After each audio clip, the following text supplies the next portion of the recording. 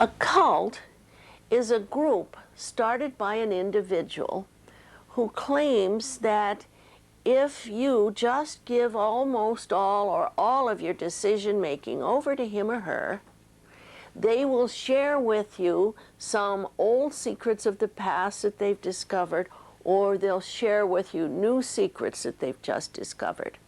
But it's more a cultic relationship in which you, the follower, turn over your decision-making to this person, and you surrender and obey in return for them sharing with you their supposed secrets. The main difference between organized, institutionalized, and recognized religions in the world and cults is that the recognized religions have the followers venerate God, place their adoration to God and abstract principles, whereas cults have the followers place the veneration and the adoration on the living cult leader.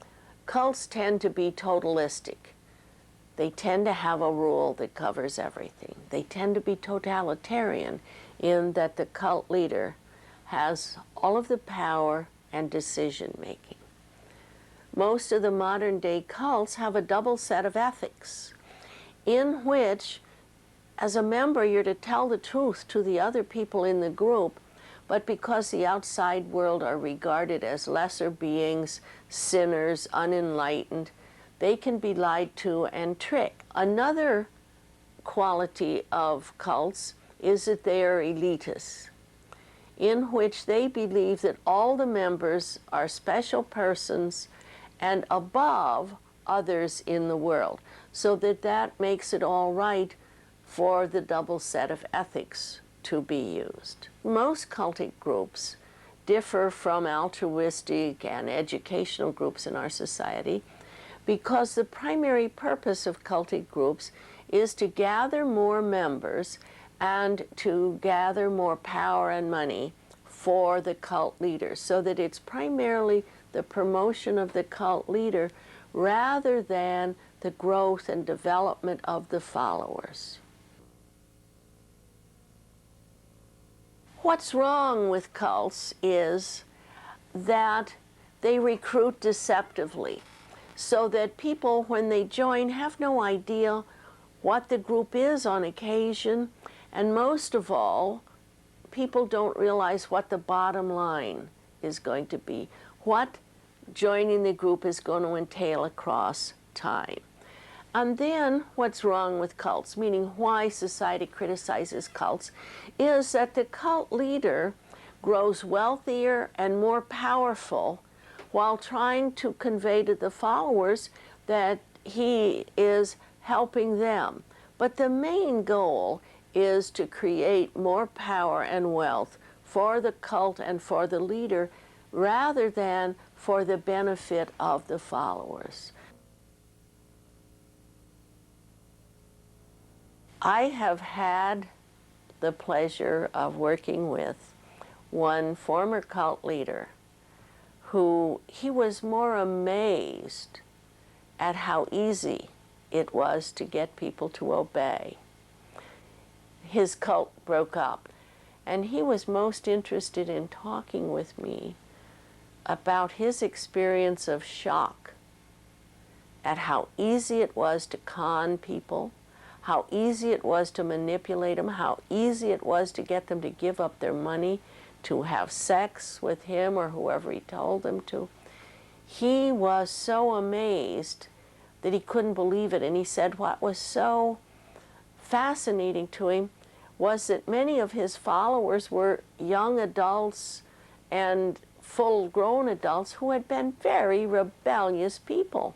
And here he found them so willing, once he had conned them with his smooth talk, his soft sell, his "I'll love you forever, you're mine, we'll make this perfect new order," how easily he got them to obey and do anything. That was the thing that fascinated him the most. And also he was rather depressed because he missed it now.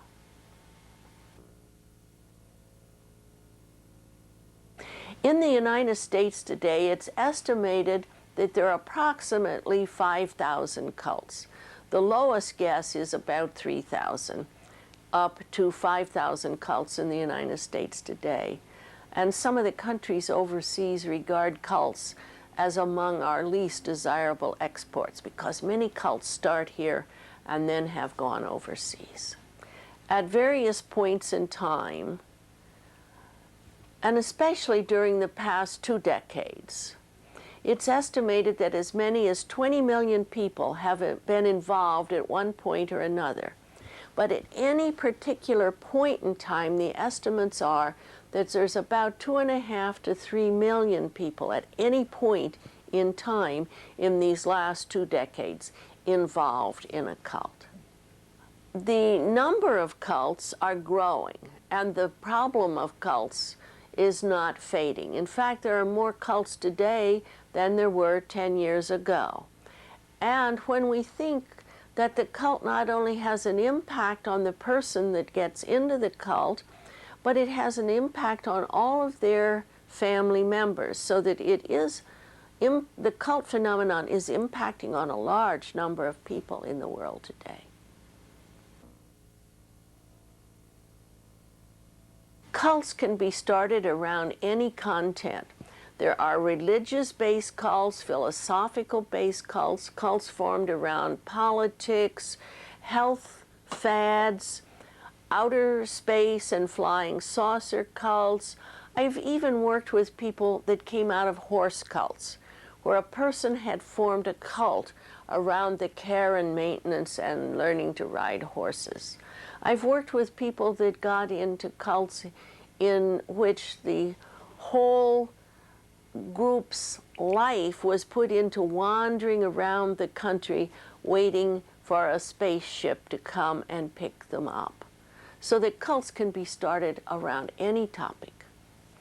So that what I've noticed over the many years I've been studying cults is there's an ever-changing theme. As something in the society changes a little bit, there are some venal people, meaning self-serving, manipulative people, who realize how the big cults are able to manipulate people, and venal people with enough charisma to get a following start their own little closed, intense, cultic group. One of the changes we've seen is that the earliest cults were primarily youth cults, in which the youth were recruited in, then put out on the street soliciting funds and more members. Then as some of the other cults sprung up and developed, they then started selling courses to adults, to people who are working, and in recent times have started selling their philosophies and their wares to the elderly, so that there's been a change across time as to who has been recruited by cults. The term brainwashing is a popular term describing what's classically called a thought reform program. And all those terms mean that a person or an organization has put into place a coordinated program of coercive influence and behavior control. See, the word cult refers to the relationship between the followers and the leader, in which the leader is all-powerful. And then the way the leaders, as we say in psychology, shape the behavior, make the person adopt the policies and attitudes, is done through a thought reform program. One of the fantasies, and it is a silly one indeed, that's gotten into our society is people think that someone that's been exposed to a thought reform program is turned into a robot or an automaton. And sometimes the cults try to play up that those of us who study thought reform are saying people are robots and automatons and mindless. No one has ever said that's what thought reform accomplishes. And there was a movie called The Manchurian Candidate and some other movies that gave the whole wrong idea of a thought reform program. A thought reform program merely puts into place ways to get you to put your old value system aside and make your decisions based on what you know the cult leader wants and will reward. But you're still making decisions, but you're making them in the context of what will keep you from getting in trouble and what will get you rewards within the cult. But brainwashing doesn't make a zombie.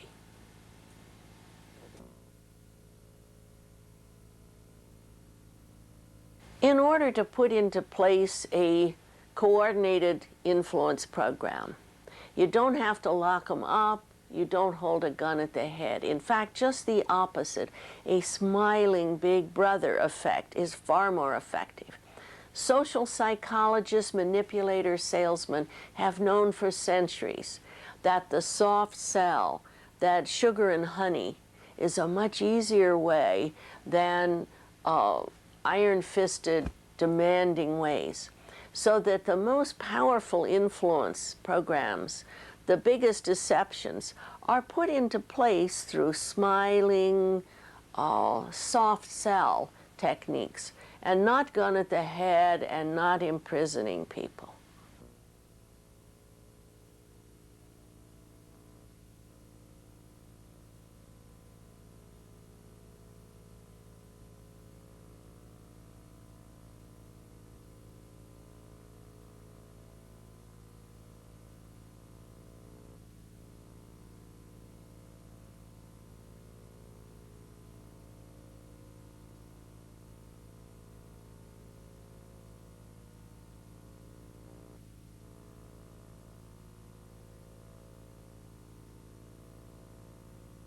The first is that the person must be unaware that the management is changing his or her behavior with a double agenda.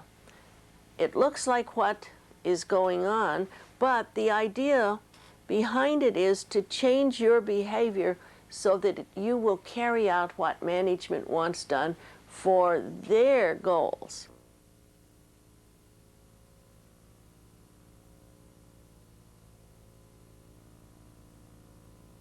Many recruiters for cults do not reveal the true name of their group. And many of the large international cults have many corporations and organization names. And people will be invited to a dinner, invited to a lecture, invited to a number of events, and they have no idea that the major cult is really what they're going to under another name. Some cults do give their name up front, but the average citizen doesn't do enough reading to realize what this means. Cult recruiters don't try to argue a person into the group. The average citizen thinks, and they say to me, "Oh, no one could ever argue me into a cult." And I say, cult recruiters don't argue people in. They are real soft soap, soft sell, convincing salespersons who lure you in, who cajole you in, who flatter you in. They come up and they say, "You look like an open, loving person. I'd love to tell you about this group I'm studying with." And you have no idea that you're step at a time getting moved along toward being exposed to a very organized recruiting program once you get to the cult facility. Many of the cults recruit people by selling them one kind of a course or another. And they take you, and most of the groups have the first course be very cheap and simple, $15, $20, $25. And you buy that course.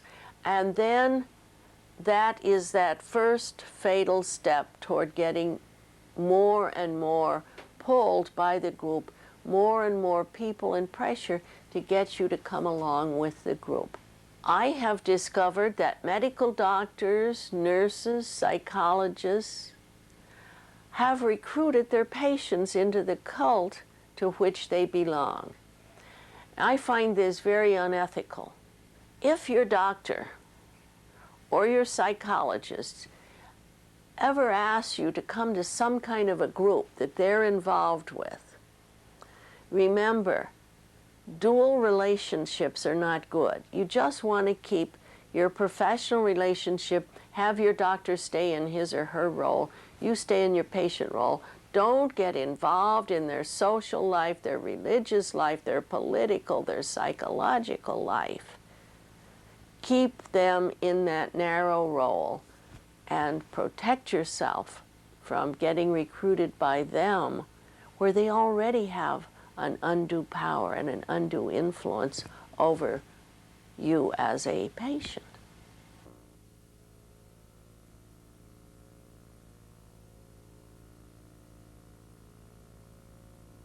Love bombing is if I come up to you and say, what an attractive, bright, intelligent-looking person you are. Are you from around here? And that flattery will get you to say, well, no, I'm from out of town. And then I'll say, oh, how interesting. Why don't you come to my course with me, or come to the place I live, or come to this international living group I'm with, or come to my health food commune. And in no time at all, this love bombing is simply someone flattering you, and they take you to their facility.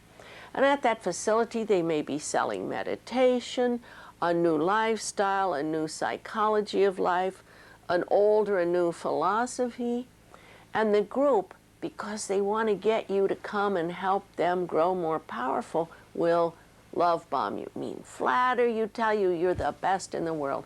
And if you're lonely and sort of without some friends at the moment, they've got the hook in to really lure you in, and that's what love bombing is. I've often said, after interviewing people, that I came to realize that these young women that I'd interviewed had not gone out looking for a cult that was going to put them out on the street as prostitutes, soliciting men to come back to the cult, that they had simply been at a vulnerable position in their life, and a cult recruiter got them to come to the group and accept a lot of the flattery and the charming attention that they were given. And when a person is lonely and in between meaningful jobs, meaningful relationships, we're all vulnerable to flattery and false promises, so that across time, most of us who study cults have discovered that it's not any special type of person that gets in a cult, but it's people who are approached by a cult recruiter at a vulnerable period in their life.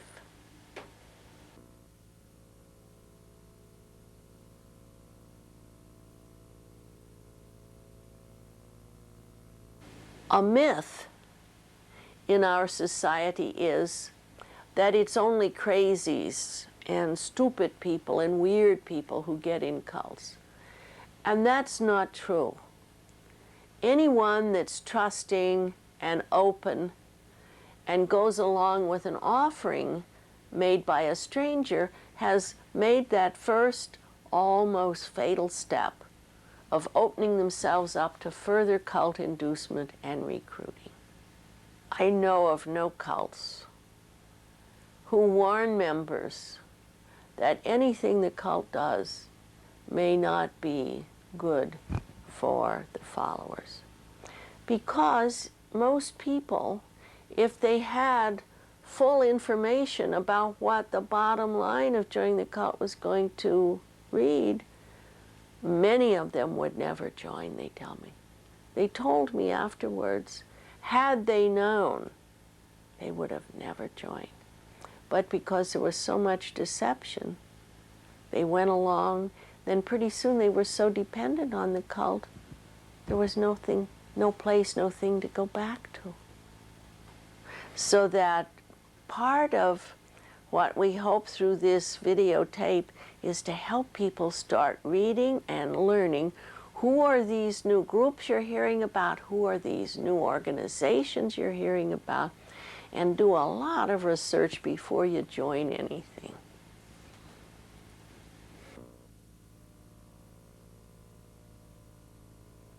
Secondly, to run a thought reform program, you need to get a hold of a good deal of the person's time, and especially their thinking time, so that they don't dwell critically on what they're doing, they don't think about it, and you get control of their time. So you start splitting them off from their friends, their associates, getting them dependent on you.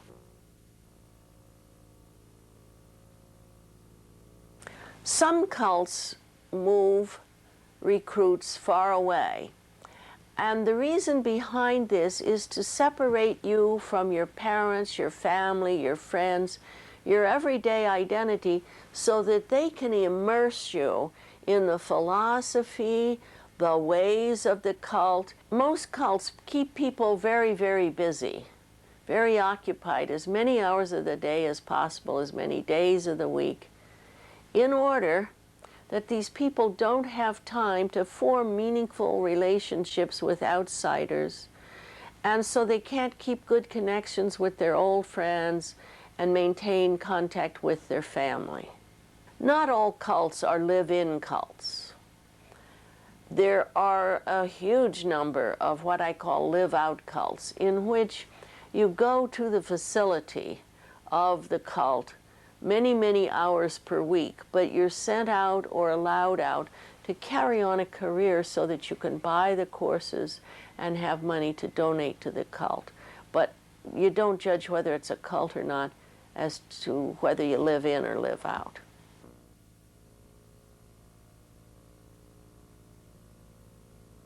In order to hypnotize someone, you don't have to do like stage magicians of swing watches, or have a person look at the eraser on a pencil or stare at a spot on the wall. You can do it by controlling your voice, by doing as I'm doing now, get it a bit more sing-songy and chanty. And you can watch people's breathing and pace your phrasing, so that you can start cooling them down, getting them into a light trance. And then most trance induction that's used by various cults then utilizes guided imagery, in which the speaker appears to be telling a parable, repeating a verse over and over again, telling a story of his childhood in a soothing, rhythmic way, in order to get the person into a trance state. Why would a cult leader want to get a person tranced out a bit? What hypnosis and trance induction does is it gets your attention, and my attention, highly, highly focused. So we don't have critical thoughts, we don't judge what we're doing, we just trust the person that's giving the visual imagery and the relationship, and it makes us much more malleable and suggestible in that state. So that once the leader gets us into a light trance, then the speech, the sermon, the message that they put in has a lot more impact than had they done it without doing the trance induction first. So that's why they do it. It makes us more malleable, more suggestible, and it shuts out that critical mind chatter that we have, such as while you're watching this video, you're asking questions and saying, I wonder if she means, I wonder if she's going to get to. If you were being tranced out, that kind of questioning, thinking gets put aside, and you're just listening to the voice, the image, and then what the words say to you. You're much more likely to incorporate into your thinking.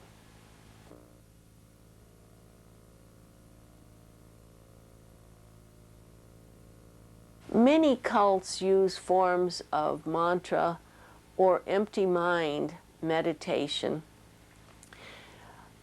because it's a way of having a practice that you can sell. And after you sell the first course, then you sell longer and more prolonged and more intense variations on the empty mind meditation. The effects for some people can be pretty disastrous, because from some prolonged empty mind meditation, people describe to me how hard it is for them to read a book and have continuous thinking, continuous processing of information. Some tell me that from practicing mantra meditation for many, many years, many, many hours a day, the people have really lost the ability to not have meditation intrude into their volitional behavior. People tell me that they will be driving down the street and suddenly their mantra meditation state will come on and they'll forget where they're going. They'll have to get off the freeway and think over where were they going, what was the plan, because they can no longer exclude the starting up of the meditation process.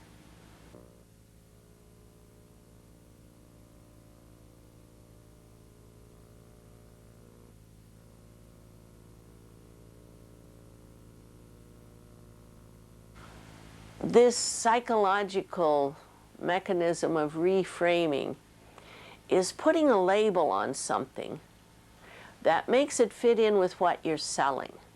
Reframing is taking a normal, expected physiological or psychological or emotional response and putting a name on it that helps the cult leader reframe and call it something to prove his point, and especially to make it seem as if he has magic.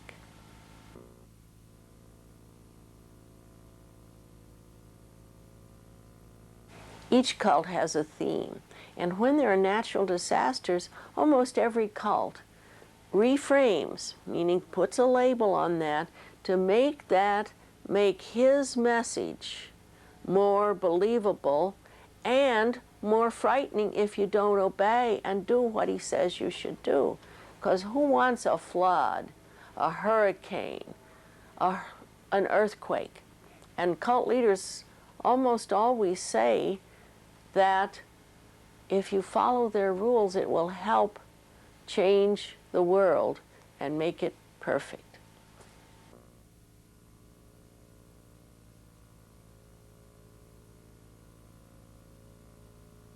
Many cults use chanting, speaking in tongues, as a way of getting people to, one, obey them and do behavior that they want carried out.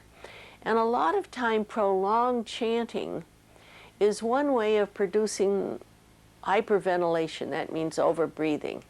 And that means you just chant and chant and chant till you change the acid-base balance of your blood. And you get to feeling a tingling around your mouth, and your fingers and toes feel funny, and you feel sort of giddy.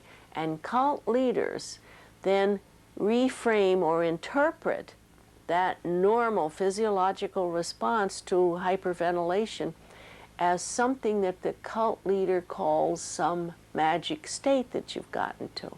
And many people who come out of cults and who are watching this videotape probably are suffering from episodes every now and then of hyperventilation.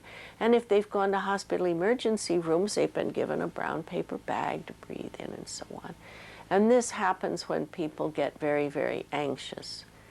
And I'm always surprised that even college graduates can forget that they know often what hyperventilation is, and the cult leader has now called it that they've reached a new stage of enlightenment, a new stage of success. And it's just the effects of prolonged chanting and over-breathing.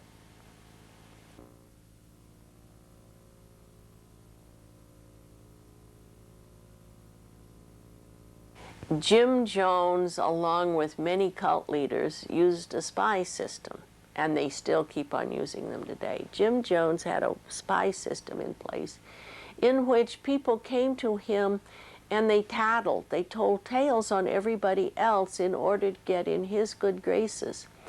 And then it would make it seem, when he would be talking to his group, as if he got these messages by some superhuman means. And he would say, so-and-so, you know, has been thinking lecherous thoughts about so-and-so. And in most cults, people have told me while they were in, they tattled all the time on their friends. Cult leaders are able to induce guilt in their followers by almost any means possible. If you think your mother and dad or your aunt or your uncle or your grade school teachers were good at making you feel guilty, cult leaders do differently than our parents and the teachers. They take the power of the whole group and turn it against the person that they're putting on the hot seat and making them feel guilty. It's very rare that, you know, in a schoolroom that the teacher gets the whole class pointing and chanting, sinner, sinner, sinner, and so on. But cult leaders get very effective at turning the group to help make you feel more guilty. And then by having people who inform, it makes you feel guilty that you had even thought of anything, because through the tattling network, the cult leader hears your innermost secrets that you only told your lady friend in the next room, or that you told your husband or you told your wife. So you get to feeling guilty for even thinking thoughts that would get you in trouble with the cult leader. So the more and more you're made to feel anxious and guilty, the more and more you suppress any critical ideas toward the cult or the leader.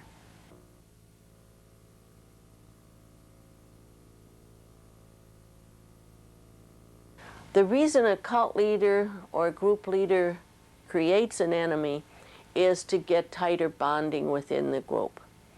Every cult practically is an us against them, so that if it's a Bible-based group, the outside world are sinners and satanic and bad folks, and we are the good ones.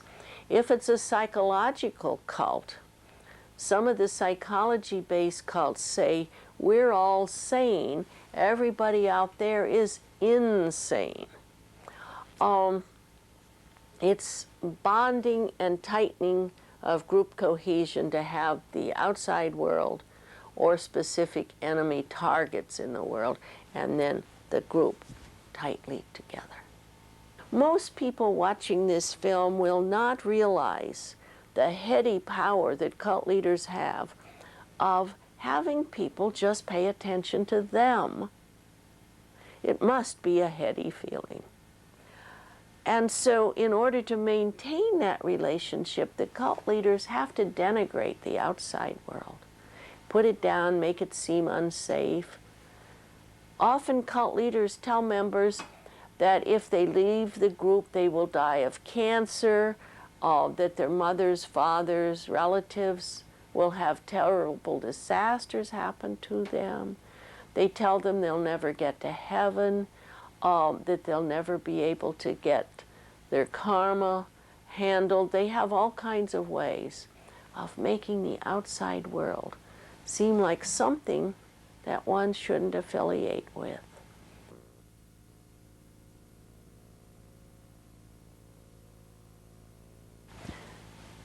There's a manipulation of rewards, punishments, and experiences so that you will stop exhibiting a lot of your behavior that you brought to the cult, because they want to change you to a way they want you to appear.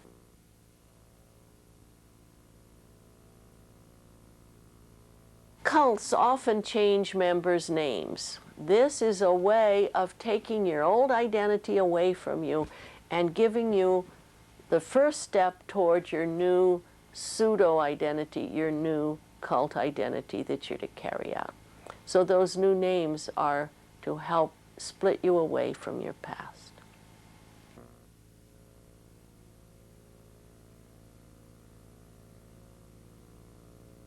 Almost without exception, each cult develops its own lingo, its own jargon. The purpose of that is to give the people some idea that they're joining this very special group that talks in a certain way and has certain knowledges. It has a second purpose. It separates those people from talking with their family, their friends, because they have to speak two Englishes. The English that's used in their cult, in which language is used in a very different way than in the outside world, and then having to almost translate their thoughts after they've been speaking cult jargon for a long time into everyday English. Cult lingo fractures normal, sequential, reflective thinking. Because if you're in a cult and you're asked something by the cult leader, and you might want to say, no, I don't want to do that, you have to translate that into the cult jargon that says, I will do your bidding. So that you have to get rid of the negative, break up all that thinking that went with what you were asked, and reformulate what you're supposed to say. If you and I were in a cult, we would be talking abstractions and jargon that doesn't always have real visualizable images and pictures, and yet we'd have to act as if we really understood each other.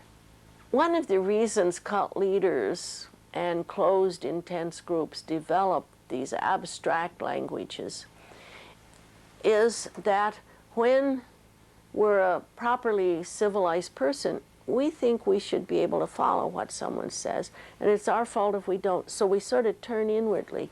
And in a way, if we're the least bit prone to trance induction, we're actually assisting the cult leader in our own trance induction by turning inwardly and seeking the meaning, trying to put more meaning into these abstract phrases. In many cultic groups, the leader speaks a lot in imagery and allegories in which he will describe the entire outer world as not pious, or as satanic, or as unenlightened. And it's part of stopping reflective thinking, meaning he doesn't want them to think about what are they doing here giving their life to him. What are they doing giving their money, obeying, letting him beat their kids, have sex with their daughters? He doesn't want them doing that kind of reflective thought. So that the more that leaders speak in globalities, the more they keep you from thinking critically. And then pretty soon you're almost trained like a pet dog. He speaks of Satan and everybody knows you're supposed to think the outside world is bad because the leader just used that charged word.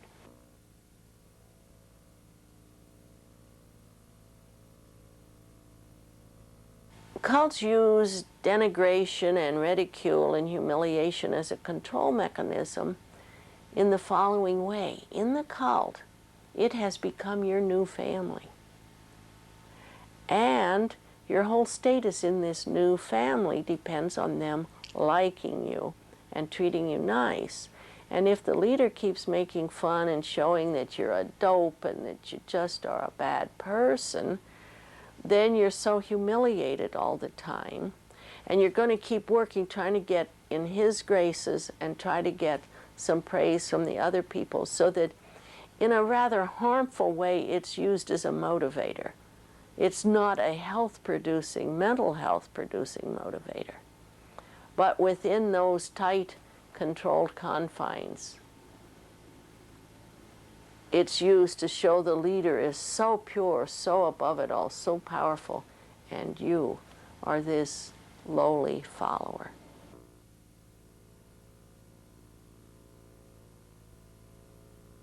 Most cults make use of confession. And why? It's one way for the leaders to learn things that you've done that you feel guilty about, things, and then they'll use your guilt to manipulate you more. Or they'll learn things you're very proud of and very haughty about. They'll use that to break your spirit. So when you confess, it's not just telling your history to the group. Some cults, I have seen the folders that they make on the members, so they write everything down. And some groups have one-on-one confession groups where the second person writes everything down. So that the idea of the confessing is to get information that will then be turned around to manipulate. And it's also getting the person, after a while, to confess to things, to say they want to be more like the group. They want to get in with the group, so that they're purging themselves in order to merge with the group. Certain groups give great praise for people getting up and confessing and breaking into tears and breaking down. Some of the psychological-based groups say that finally they've gotten insight. Finally they're feeling their primal pain, they're feeling their basic pain. Finally they're attaching. And different groups label this breaking down in front of the group to serve their own ends, to tell the person, now you're behaving like we want.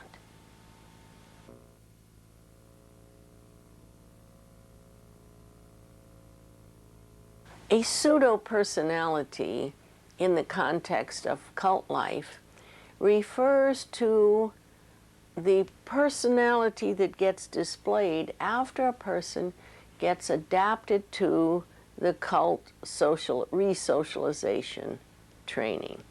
So that when relatives say, my son just doesn't seem like himself anymore, or a wife will say, you know, my husband has been going to all of these meetings and he's changed so much, he just doesn't seem like his old self. What they're describing is the elicited behavior that the cult is getting into place, that is displayed in social circumstances that call for it. And remember, the behavior learned in cults will wither if you're away from the cult long enough, because it is a superimposed identity. It is a pseudo-identity. It is a pseudo-personality.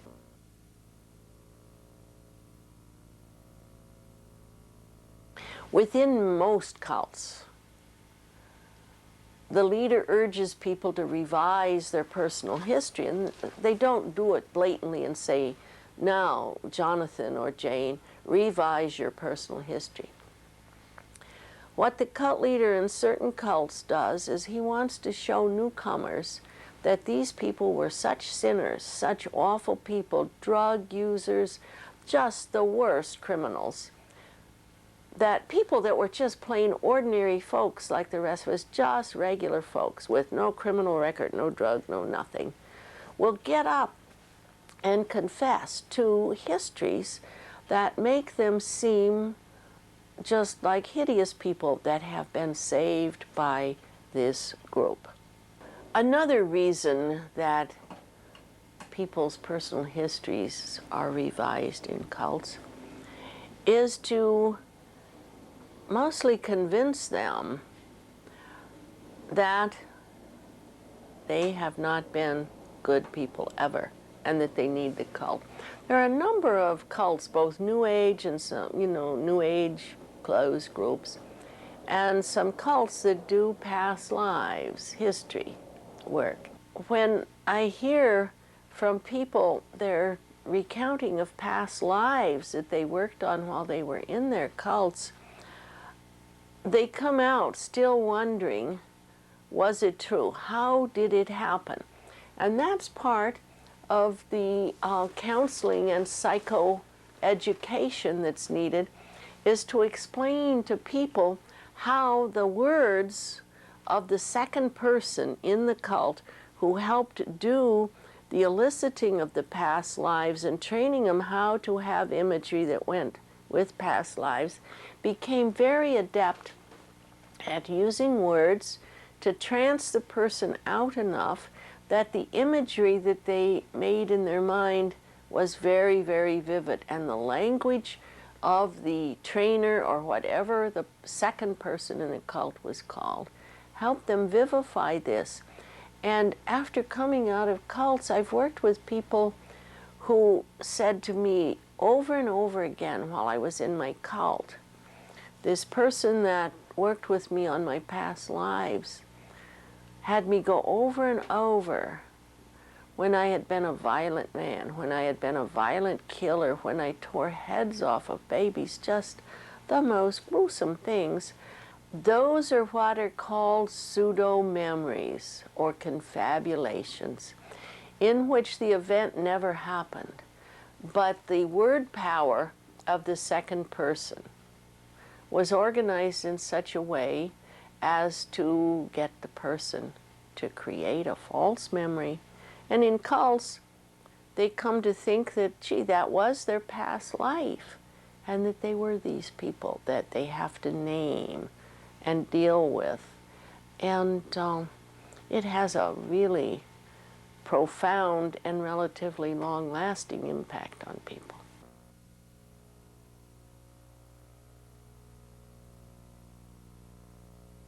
We've come to see that a very important one of these effects is desensitization, in which, while you're in the cult, you come to see things done to other people, such as parents will have seen their kids beaten, they will have been instructed to lie and do things in which they have carried out conduct that was so against their conscience, but pretty soon they were totally desensitized to it.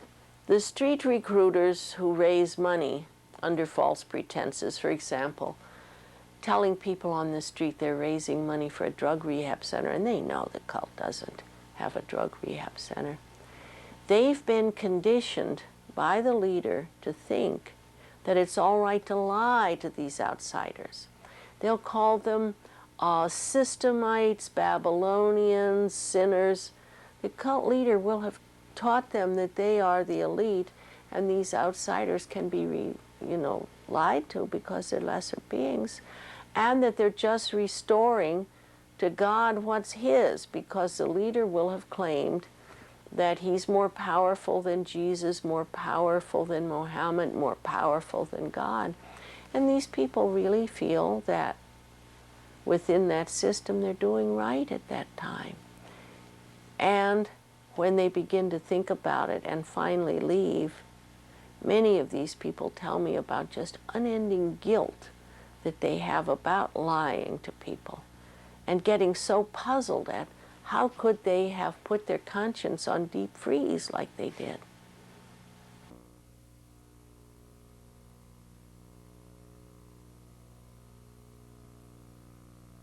And the next condition that needs to be present is that it is in a system where you can't complain to management. You just acquiesce. It is a closed system in which management's always right, you're wrong.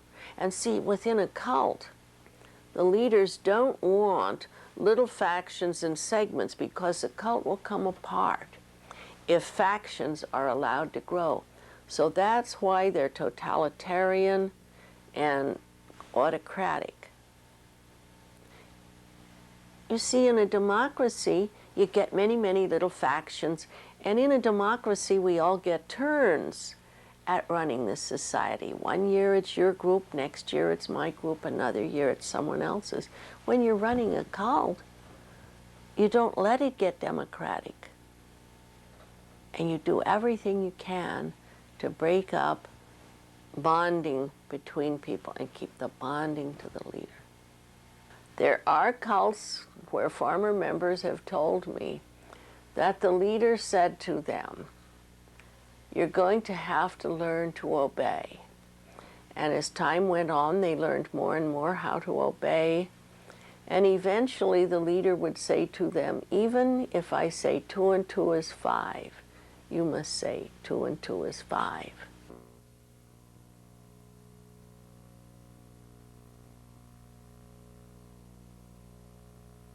Those cult and closed group leaders who use prophecy, on the whole, keep just pushing the prophecy farther ahead in time and blaming the followers, saying, the prophecy didn't come true because you followers have not been doing your chores right. You haven't been meditating right, you haven't been praying right and enough. You have to do more and better. And that it's your fault, not the cult leader's prophecy that was wrong. You folks caused it. And they just moved the prophecy date forward.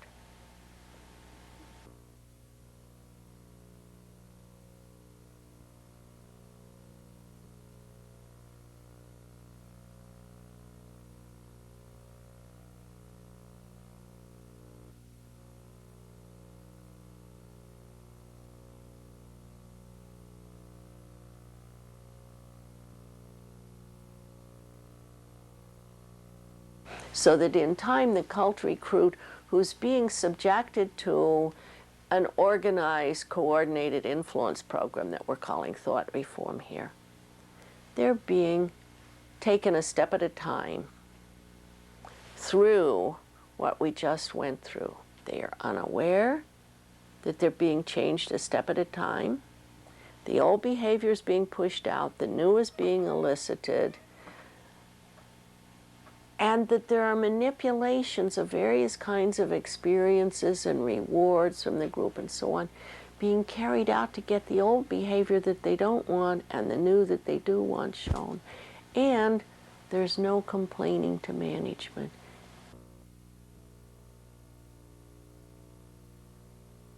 Many cults and New Age groups and churches that are abusive, meaning some of the newer groups that use these types of thought reform and psychological manipulation techniques, a number of them have been taken to court by former members who seek redress for some of the psychological, financial, and other damages that the conduct of the cult or closed group produced.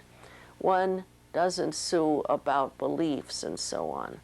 Our First Amendment says anyone can believe anything they want.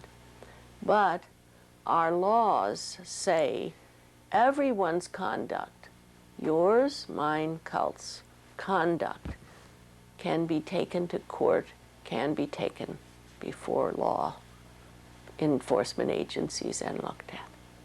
Through education, we can provide young people, as well as adults and even the elderly, how to critically evaluate when someone approaches them and makes an offering to them that sounds just too good to be true. We need to combat the cult problem by teaching critical evaluative thinking. We need to teach people to reason very well, and we need to teach people of all ages how to see faulty logic and to be skeptical when people make offerings to them. So I feel those two methods apply the laws that should be applied to any conduct that the cults do that's illegal, and for us to really do as much education as possible. And I hope that some of the people watching this video are mental health professionals who will get a feel for the need for psychoeducational explanations of how hypnosis works, how hyperventilation works, of how forms of influence, guilt induction, anxiety production are used in cults to manipulate and change and get people to stay, so that when people come out, mental health counselors can do more of an educational helping than, as some therapists do, just want to go back to your childhood and blame it on your folks and, you know, problems you had with your brothers and sisters. Unless counselors know about cults, they really don't know how to help you with what the problems are that you come out of cults with. And so many psychiatrists, psychologists, social workers, counselors are getting much more in tune with how to help educate their clients about what happened in the cult, and not, as many therapists do, say, skip all of that. I want to hear only about your childhood. That's when your personality was formed.